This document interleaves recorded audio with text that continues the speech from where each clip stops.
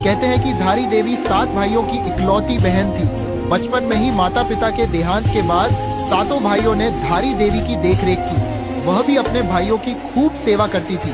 तभी भाइयों को पता चला कि उनकी बहन के ग्रह भाइयों के खराब हैं, तो वो बहन से नफरत करने लगे। जब वह कन्या 13 साल की थी तो उसके 5 भाइयों की मृत्यु हो गई। बचे हुए 2 भाइयों को लगा कि इसी बहन के ग्रहों के कारण भाइयों की मृत्यु हो गई है। फिर उन्होंने रात्रि के समय में कन्या की हत्या कर दी और उसका सिर धड़ से अलग कर दिया।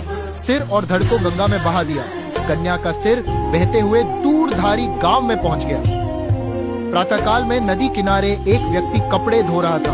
उसे लगा कि एक कन्या डूब रही है। बचाने का प्रयास किया, परंतु पानी बहुत था, इसीलिए पीछे हटा। तभी उस सिर में से आवाज आई कि डर मत, मुझे बचा। तू जहाँ जहाँ पैर रखेगा वहाँ पर सीढ़ियाँ बनती जाएंगी।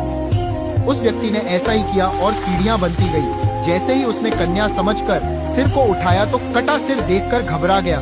फिर सिर पर से आवाज आई कि मैं देवी रूप में हूँ, तू मुझे किसी पवित्र स्थान पर पत्थर के ऊपर स्थापित कर दे। व्यक्ति ने वैसा ही किया। तब देवी ने उसे सारी बात बताई और पत्थर में परिवर्तित हो गई।